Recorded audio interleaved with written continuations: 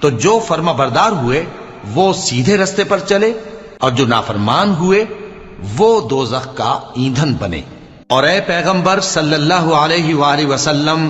یہ بھی ان سے کہہ دو کہ اگر یہ لوگ سیدھے رستے پر رہتے تو ہم ان کے پینے کو بہت سا پانی دیتے تاکہ اس سے ان کی آزمائش کریں، اور جو شخص اپنے پروردگار کی یاد سے منہ پھیرے گا وہ اس کو سخت عذاب میں داخل کرے گا۔ اور یہ کہ مسجدیں خاص اللہ کی ہیں تو اللہ کے ساتھ کسی اور کی عبادت نہ کرو، اور جب اللہ کے بندے یعنی یہ پیغمبر صلی اللہ علیہ وآلہ وسلم اس کی عبادت کو کھڑے ہوئے تو کافر ان کے گرد ہجوم کر لینے کو تھے۔ اے نبی صلی اللہ علیہ وآلہ وسلم، کہہ دو کہ میں تو اپنے پروردگار ہی کی عبادت کرتا ہوں اور کسی کو اس کا شریک نہیں بناتا۔ یہ بھی کہہ دو کہ میں تمہارے لیے نہ کسی نقصان کا اور نہ نفع کا کچھ اختیار رکھتا ہوں۔ یہ بھی کہہ دو کہ اللہ کے عذاب سے مجھے کوئی پناہ نہیں دے سکتا۔ تو جو فرما بردار ہوئے وہ سیدھے رستے پر چلے، اور جو نافرمان ہوئے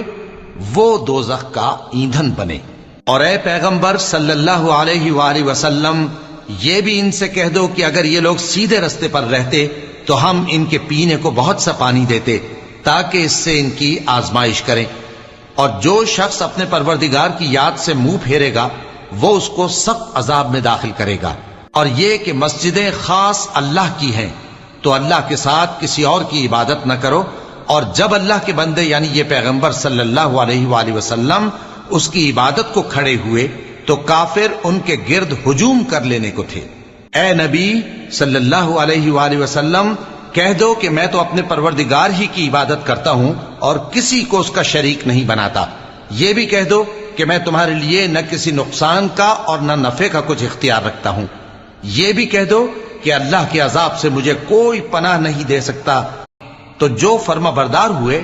وہ سیدھے رستے پر چلے، اور جو نافرمان ہوئے وہ دوزخ کا ایندھن بنے۔ اور اے پیغمبر صلی اللہ علیہ وآلہ وسلم، یہ بھی ان سے کہہ دو کہ اگر یہ لوگ سیدھے رستے پر رہتے تو ہم ان کے پینے کو بہت سا پانی دیتے تاکہ اس سے ان کی آزمائش کریں، اور جو شخص اپنے پروردگار کی یاد سے منہ پھیرے گا وہ اس کو سخت عذاب میں داخل کرے گا۔ اور یہ کہ مسجدیں خاص اللہ کی ہیں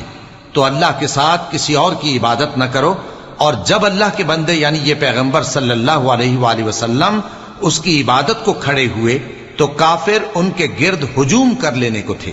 اے نبی صلی اللہ علیہ وآلہ وسلم، کہہ دو کہ میں تو اپنے پروردگار ہی کی عبادت کرتا ہوں اور کسی کو اس کا شریک نہیں بناتا۔ یہ بھی کہہ دو کہ میں تمہارے لیے نہ کسی نقصان کا اور نہ نفع کا کچھ اختیار